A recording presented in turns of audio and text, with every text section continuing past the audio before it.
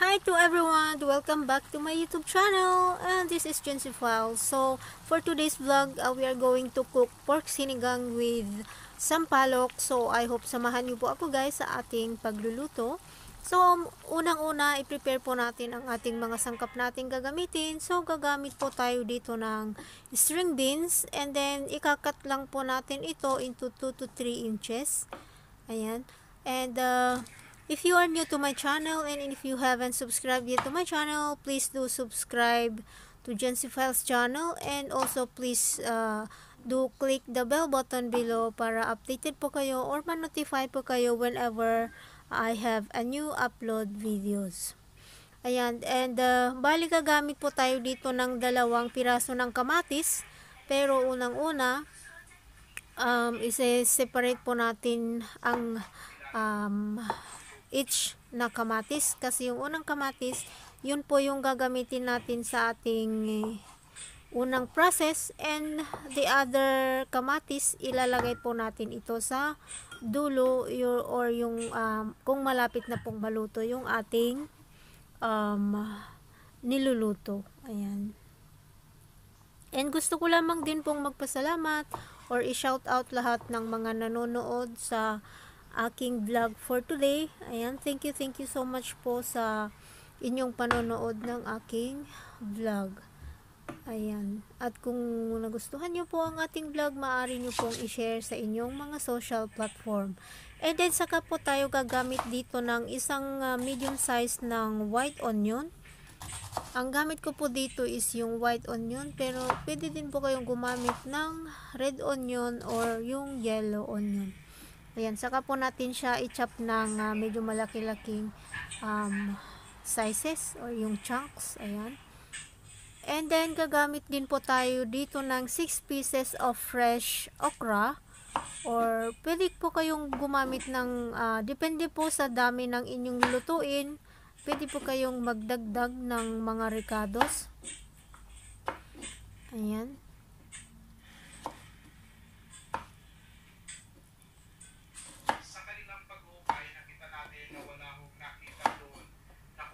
At pagkatapos po natin itong mahiwa lahat, uumpisahan na natin ang ating pagluluto. So, naglagay po ako dito ng 2 tablespoons of cooking oil.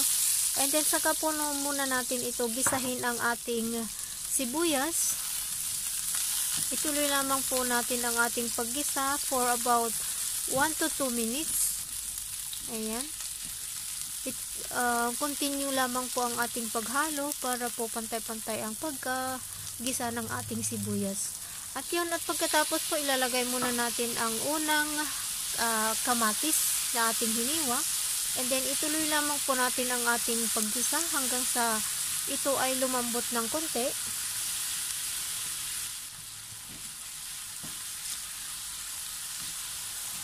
Ayan, haluin po natin ito paminsan-minsan. Ayan. At pagkatapos po ilalagay na natin ngayon ang ating pork belly.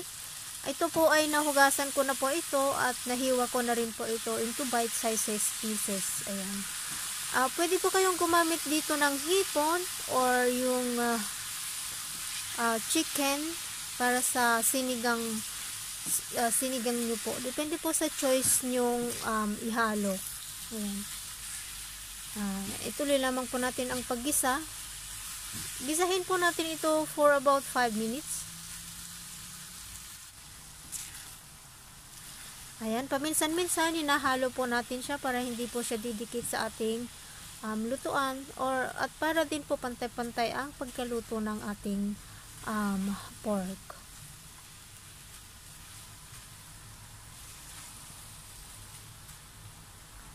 At pagkatapos maglalagay po tayo dito ng 1.5 cups of water. Yung cover po yung ating pork.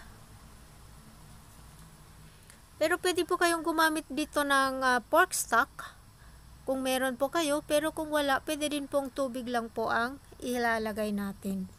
Ayan. At pagkatapos po tatakpan po natin para madali po siyang kumulo. Ayan ko guys, so pagkakulo na po siya, haluin natin po siya ng konti. And then saka po natin ito tatakpan and i-reduce natin yung fire into low, medium, and then simmer it for 30 minutes. Ayan, so i-check po natin paminsan-minsan, saka po natin ito hahaluin.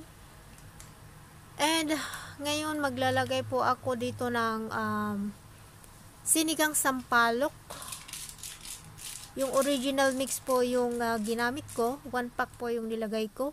At saka maglalagay din po ako dito ng 2 tablespoon of light sauce.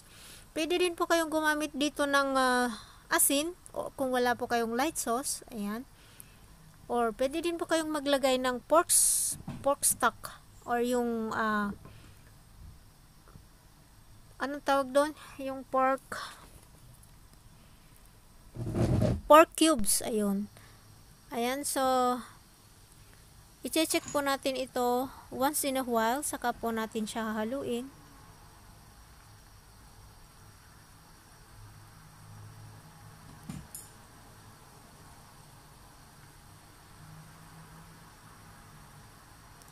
And ngayon, since medyo malambot na yung ating pork, so ilalagay na natin ngayon ang ating string beans, yung ating okra, at saka yung ating green chili. Dalawa lamang po ang nilagay ko dito since yung chili na ginamit ko is medyo maanghang siya.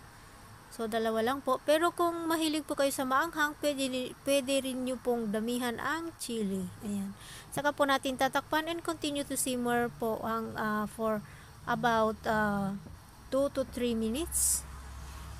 Ayan, so pagkatapos ng 3 minutes, i-check muli natin at saka na natin ilagay ngayon ang ating panghuling kamatis. Ayan.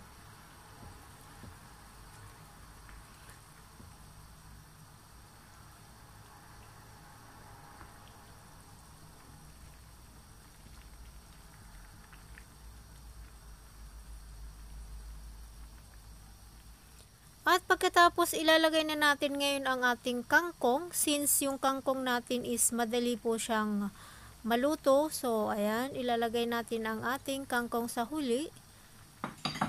Saka natin ito haluin ng konti para mag-submerge sa sabaw, sa sauce. Ayan.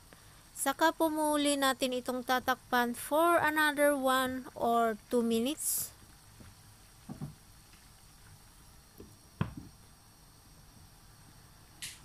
Ayan po. So, pagkatapos po ng 2 minuto, ayan, luto na ang ating pork sinigang with sampalok. So, hahaluin po muli natin para mag-combine po lahat yung ating sinigang. So, sana nagustuhan nyo po ang ating recipe for today. Napakasimpleng recipe lamang po and napaka-healthy, napakasarap. Ayan. So, sana kung nagustuhan nyo po yung ating video, please give me a thumbs up and also please do leave a comments down below kung may suggestions po kayo or may ibang idea po sa pagluluto ng sinigang. Ayan.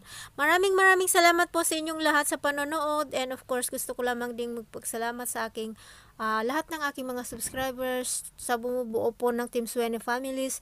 Maraming salamat po sa inyong lahat sa patuloy nyo pong pagsuporta sa aming mga channel at sa aming mga upload videos. Ayan, thank you so much guys and I hope makikita po muli tayo sa ating pang susunod na videos. Ayan, thank you so much and may God bless us all. Thank you, bye bye.